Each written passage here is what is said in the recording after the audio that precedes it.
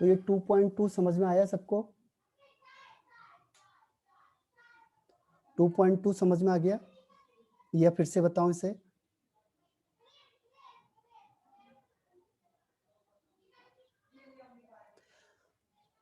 sorry 4.2 is cleared or not? या फिर से रिपीट करूं? एक बार फिर से बता देता हूं आपको। ए पहले आपके पास कितना था? 0.1 और कुछ टाइम के बाद वो कितना बच गया? 0.606। तो ये रिड्यूस कितना हुआ? 0.04। अब हम यहाँ देख रहे हैं कि ए की डबल कंसंट्रेशन है और बी की 1 टाइम्स है, यानी ए हर हमेशा बी का डबल होगा।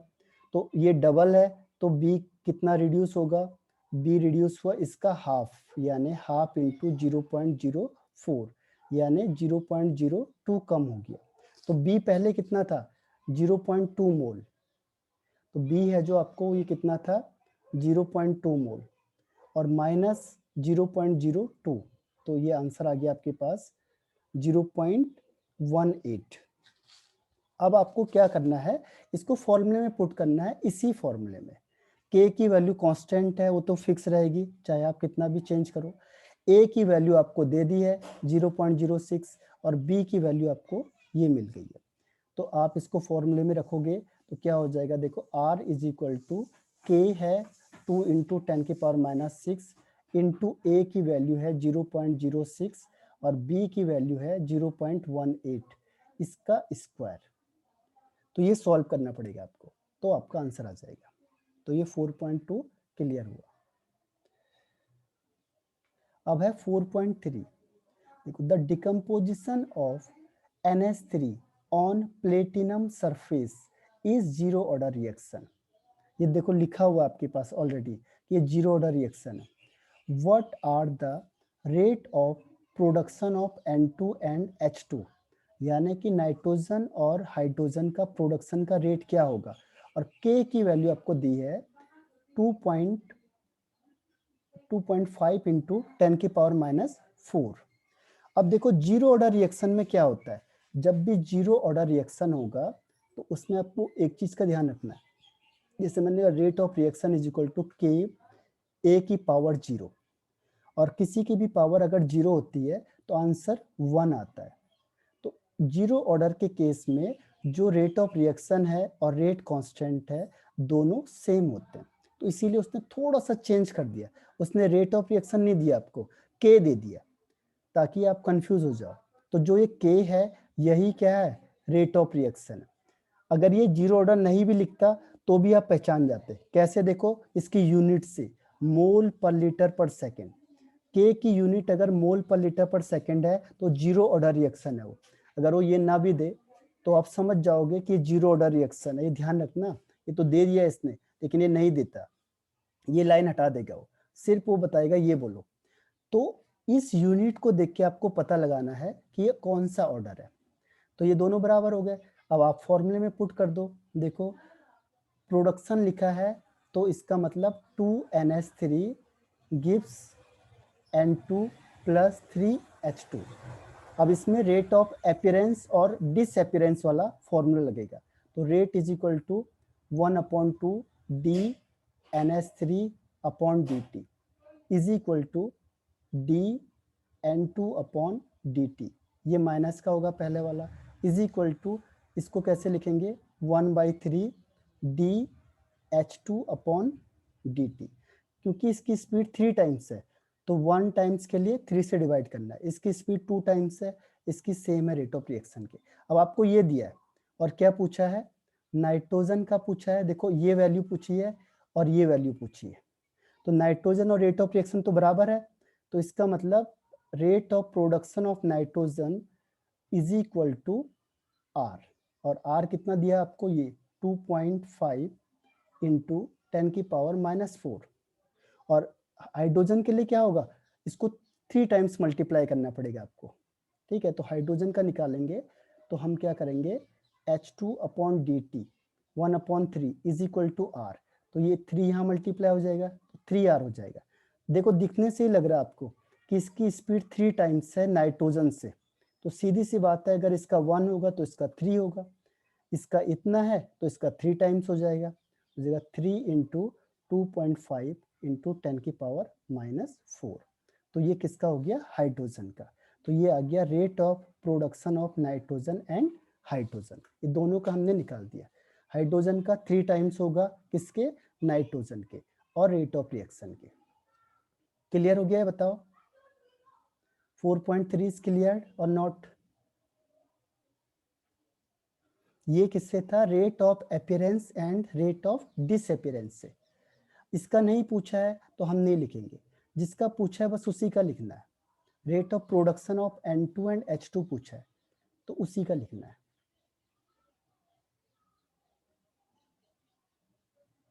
क्लियर है? ओके, आगे बढ़ जाएं। अब देखो नेक्स्ट क्वेश्चन है इसमें 4.4। देखो आज और कल में ये पूरे क्वेश्चन फिनिश हो जाएंगे, फिर मैं आपको इलेक्ट्रोकेमिस्ट्री एक बार पूरा रिवीजन करता हूँ, 1 डे में हो जाएगा, 1 से 2 डे में। और उसके बाद हम चाहे तो और चैप्टर भी रिवाइज कर सकते हैं, 1 डे में हो जाएंगे सारे रिवीजन, ठीक है। और चाहे हम आगे बढ़ सकते हैं, वो आप बता देना। अगर रिवीजन कराना हो किसी चैप्टर का और तो हम उसका रिवीजन कर सकते हैं। रिवीजन से एक चीज़ होती है कि आपकी कमांड ज़्यादा अच्छी होती है। जब आप फर्स्ट टाइम पढ़ते हो तो कम नॉलेज होता है, सेकेंड टाइम्स पढ़ोगे थोड़ी और चीज़ें पता चलती है, थर्ड टाइम पढ़ेंगे तो थोड़ी और ज़्यादा चीज़ें पता चलती है। अब देखो इसमें है the decomposition of dimethyl ether lead to the formation of methane and hydrogen and CO in the reaction. ठीक है, आपको रेट दिया हुआ है, देखो rate is equal to K CH3O CH3 का होल 3/2। अब वो क्या कह रहा है? The rate of reaction is followed by increase in pressure in the closed vessel, so the rate can also be expressed in term of partial pressure। और आपको फिर से वही रिएक्शन दे दी। मैंने आपको कहा था कंसंट्रेशन को चेंज करके प्रेशर लिख देना बस, बाकी और कुछ चेंज मत करो। देखो यहाँ पे प्रेशर लिख दिया उसने, कंसंट्रेशन लिख दिया, और कोई चीज नहीं करनी है चेंज। अगर मैंने कैसे प्रेशर में लिखो तो वहां पे प्रेशर लिख दो बस, कंसंट्रेशन की जगह पे प्रेशर लिख दो। कोई भी फॉर्मूला आपके पास है और वो कह रहा है कि इसे प्रेशर के टर्म्स में लिखना है, तो जहां पे कंसंट्रेशन है वहां पे आप प्रेशर लिख दो बस, बाकी मत सोचना। अब वो कह रहा है कि प्रेशर की यूनिट क्या है? बार, और टाइम किसमें? मिनट में। तो what is the unit of rate and rate constant? तो हम क्या करेंगे, देखो रेट इज इक्वल टू क्या फॉर्मूला होता है? मोल पर लीटर पर मिनट। ये तो कैसे था? कंसंट्रेशन के टर्म्स में। प्रेशर के टर्म्स में क्या होगा? कंसंट्रेशन की जगह पे, कंसंट्रेशन क्या होता है? मोल पर लीटर, इसकी जगह पे हम क्या लिखेंगे? बार, बार पर मिनट। ये हो गया rate in terms of pressure. Second चीज इसमें क्या है, इसमें पूछा है उसने रेट कांस्टेंट। देखो रेट कांस्टेंट, और इसमें देखो रेट कांस्टेंट यूनिट पे डिपेंड करता है। तो जो रेट कांस्टेंट है K इज इक्वल टू, अभी मैंने आपको बताया था जहाँ पे मोल पर लीटर है वहाँ पे क्या लिखना है? बार की पावर 1 - n पर सेकेंड। ये हमने पहले भी किया था। कंसंट्रेशन की जगह पे मैं बार लिख दूंगा, और n क्या है? Order of reaction. Order of reaction यहाँ पे कितना है? जितना इसकी पावर है 3/2, इसको यहाँ रख दो। तो क्या आ जाएगा? देखो बार की पावर 1 - 3/2 पर सेकेंड। ठीक है, अब 1 में से 1.5 किया तो हाफ बच जाता है माइनस का, तो इसकी यूनिट आ जाएगी बार -हाफ पर सेकेंड। बताओ ये क्लियर हुआ कि नहीं हुआ? इतना बड़ा क्वेश्चन है लेकिन आंसर इसका यही है बस। रेट कैसे निकालेंगे? जहाँ पे कंसंट्रेशन है वहाँ पे प्रेशर की यूनिट लिखनी है बस। तो मोल पर लीटर की जगह पे हमने क्या लिख दिया? बार लिख दिया। दूसरी चीज हमें क्या चेंज करनी है? ऑर्डर ऑफ रिएक्शन है, क्योंकि जो K होता है रेट कांस्टेंट, वो ऑर्डर ऑफ रिएक्शन पे डिपेंड करता है। तो ऑर्डर ऑफ रिएक्शन कितना है? 3/2 है। पता कैसे चला? इसमें पावर की वजह से। इसको यहाँ पे रख दो फॉर्मूले में, तो आंसर आ जाएगा आपके पास। बताओ कोई डाउट? 4.4 इज क्लियर और नॉट?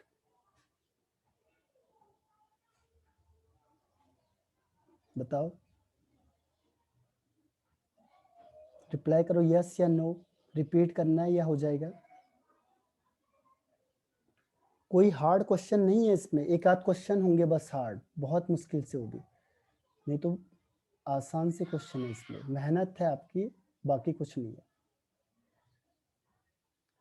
देखो 4.5 क्वेश्चन, 4.5 है, mention the factor that affect the rate of chemical reaction.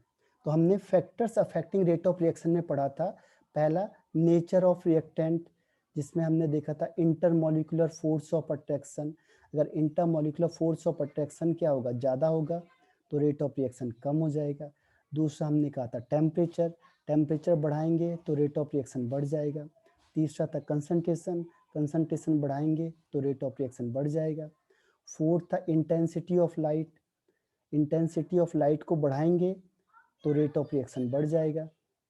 उसके बाद है आपके पास सरफेस एरिया, तो सरफेस एरिया बढ़ेगा तो रेट ऑफ रिएक्शन बढ़ जाएगा।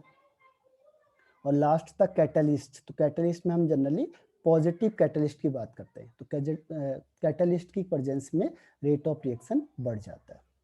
तो ये इसके फैक्टर्स हैं। तो ये है मेंशन द फैक्टर्स। तो हमने सारे फैक्टर डिस्कस कर लिए कि सारी चीज़ इंक्रीज होती है एक चीज़ को छोड़ के, बस ये नेचर में इंटरमोलिकुलर फोर्स ऑफ अट्रैक्शन बढ़ेगा तो रेट ऑफ रिएक्शन कम हो जाएगा, बाकी सारी चीज़ इंक्रीज होती है। अब क्वेश्चन नंबर देखो 4.6, 4.7 हमने डिस्कस किया था, एक बार मैं फिर से बता देता हूँ आपको।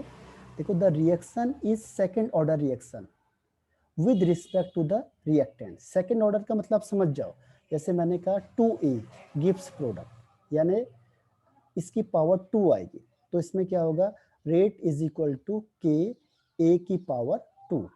अब सपोज करो a इज इक्वल टू आपने स्मॉल a मान लिया, तो ये क्या हो जाएगा k A square, rate is equal to.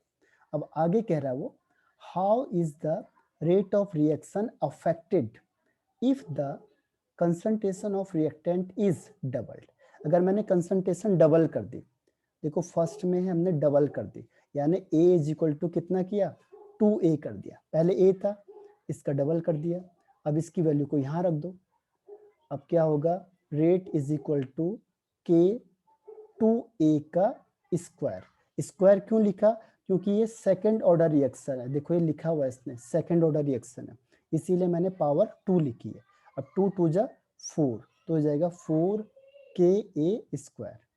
तो जो रेट ऑफ रिएक्शन है वो 4 टाइम्स हो जाएगी पहले से। तो जैसे मैंने कंसंट्रेशन डबल किया, रेट ऑफ रिएक्शन 4 टाइम्स हो गई पहले से। अब दूसरी चीज देखो, रिड्यूस टू हाफ, अब हमने हाफ कर दिया, तो इसका मतलब R is equal to K A की पावर 2 था, अब मैंने a को क्या कर दिया, हाफ का मतलब a/2 कर दिया। पहले कितना आ रहा था, के ए स्क्वायर, अब मैंने a की जगह पे कितना कर दिया, a/2, तो इसे फॉर्मूले में रख दो, a/2 का स्क्वायर, तो ये हो जाएगा 1/4 के ए स्क्वायर। तो पहले के कंपैरिजन में कितना हो गया, 1/4 डिक्रीज हो गया, मतलब कम हो गया, तो रेट ऑफ रिएक्शन 1/4 हो गया प्रीवियस के कंपैरिजन में। तो प्रीवियस में 1 था और ये 1/4 हो गया, ठीक है। तो इस तरीके से हम रेट ऑफ रिएक्शन को निकालते हैं। तो ये समझ में आया सबको, वो 4.6 पहले भी हमने डिस्कस किया था इस क्वेश्चन को, तो बताओ यस नो। आगे बढ़ जाऊं,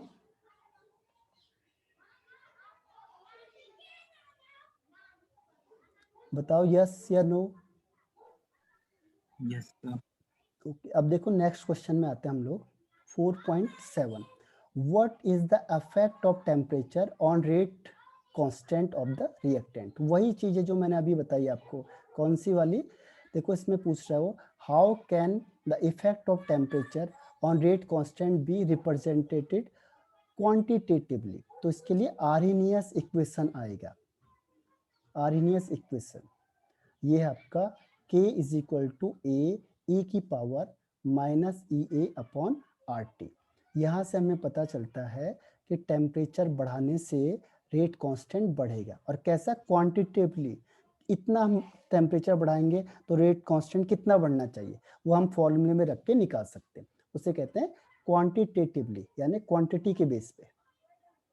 ठीक है, तो ये वही क्वेश्चन है आर्हेनियस का। इसमें एक और क्वेश्चन है जो पूछा हुआ था, मैं आपको पूछ लेता हूँ और जानना चाहता हूँ आपका आंसर क्या है। देखो, वो कहता है कि अगर एक्टिवेशन एनर्जी 0 हो गई, ये भी आपको सीबीएसई में पूछा हुआ क्वेश्चन है ये, इसमें रीजनिंग टाइप में, कि अगर एक्टिवेशन एनर्जी 0 हो गई तो क्या रेट कांस्टेंट भी 0 हो जाएगा या कितना होगा? बताओ जरा इसका आंसर, कोई बता सकता है?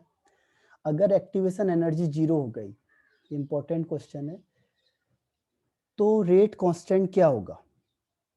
आपको हिंट भी दे देता हूँ, आपको अप्लाई करो। हाँ चलो, पहले मैं देख लेता हूँ किसी ने आंसर दिया है। हाँ, वेरी गुड हेमंत। इसके अलावा और कोई आंसर? थोड़ा दिमाग लगाना पड़ेगा आपको, देखो, और प्रैक्टिस करते जाओ। एक बार देखा आपने, दूसरी बार फिर अपने आप खुद करो। देखो, इसको अभी मैंने कहा था आपको कि इसी फॉर्मूले से, तभी मुझे ध्यान आया, A is equal to minus E A upon R T. अब आपने ये 0 कर दिया तो क्या होगा, e माइनस ई की पावर 0, ये ओवरऑल 0 हो जाएगा हिसाब से। ठीक है, तो जब किसी की भी पावर 0 होती है तो आंसर 1 आता है, तो इसका आंसर 1 हो गया। तो क्या होगा, k इज इक्वल टू ए हो जाएगा, यानी इसकी वैल्यू 0 नहीं होगी, ये a के बराबर होगी, आर्हेनियस फैक्टर के बराबर। ठीक है, तो ये ऐसे टेक्निकल क्वेश्चन वो पूछ लेता है कई बार 1 मार्क्स के, जिसका आइडिया लगाना मुश्किल होता है, लेकिन अगर आपको उसके बीच में कोलेशन पता है तो वैल्यू आप रख सकते हो। ठीक है, तो ये 4.7 क्लियर हुआ। अब है 4.8। इसमें देखो क्या कहा है इसने, इन अ स्यूडो फर्स्ट ऑर्डर रिएक्शन, यानी फर्स्ट ऑर्डर ही रिएक्शन है। In water the following result were obtain. देखो, वाटर इसमें ज्यादा अमाउंट में, स्यूडो किस केस में हो सकता है, या जो भी सॉल्वेंट आपने लिया है या तो बहुत ज्यादा अमाउंट में होगा या उसकी वैल्यू कांस्टेंट होगी, उस केस में हम स्यूडो फर्स्ट ऑर्डर रिएक्शन को ऑब्जर्व करते हैं। तो अब इसमें आपको वैल्यूज दे दी, टाइम है, पहले 0 था, फिर 30 था, फिर 60 था, फिर 90 था, और ये कंसंट्रेशन दे दी ए की 0.55, 0.31, 0.17 और 0.085। क्वेश्चन क्या पूछ रहा है आपसे, calculate the average rate of reaction between the time interval 30 to 60 second. अब देखो, फर्स्ट ऑर्डर रिएक्शन है तो हम क्या करेंगे, फर्स्ट ऑर्डर का फॉर्मूला लगाएंगे, k is equal to 2.303 upon T log initial concentration upon final concentration. अब वो किसके बीच में पूछ रहा है आपको, देखो, अब यहां से देखो, ये पूछ रहा है 30 टू 60। 30 कौन सा है, ये है, और 60 कौन सा है, ये है, यानी ये इनिशियल है और ये फाइनल है, ये इनिशियल है, ये फाइनल है। तो अब हम वैल्यू कैसे पुट करेंगे, देखो, तो हम कहेंगे k is equal to k is equal to 2.303 upon time कितना लगेगा, देखो 60 माइनस 30, यानी 30 लग जाएगा। ठीक है, और फिर यहाँ पे लिखेंगे लॉग, आगे कर देंगे, क्या करेंगे यहाँ पे, इनिशियल कंसंट्रेशन देखो कितनी दी हुई है, इसके अकॉर्डिंग ये मानी जाएगी 0.31, और फाइनल कंसंट्रेशन कितनी मानी जाएगी 0.17, यानी रिमेनिंग कंसंट्रेशन। इसके बेस पे देखना है जो हमें यहाँ पे वैल्यूज दी हुई है 30 से लेके 60 सेकेंड तक, तो 30 के लिए ये इनिशियल हो जाएगा और 60 फाइनल हो जाएगा, तो इसके बेस पे निकालना है। और स्यूडो फर्स्ट ऑर्डर रिएक्शन का मतलब ये फर्स्ट ऑर्डर को फॉलो करता है। इस तरीके से हमें k की वैल्यू को निकालना पड़ेगा यहाँ से पहले। ठीक है, तो इसके आगे का क्वेश्चन है जो हम कल करते हैं, और यहाँ तक भी जो चीज़ आपको नहीं आई है उसे दोबारा पूछनी है मुझे, और इसके बाद हम परसों इलेक्ट्रोकेमिस्ट्री को दोबारा रिवाइज करेंगे। एक बार आप पढ़ लेना या सारे नोट्स तैयार रखना, तो मैं आपको शुरू से लेके लास्ट तक का पूरा बता दूंगा फिर से दोबारा। ठीक है, तो मैं मीटिंग को यहीं पे ऑफ करता हूँ और बाय बाय।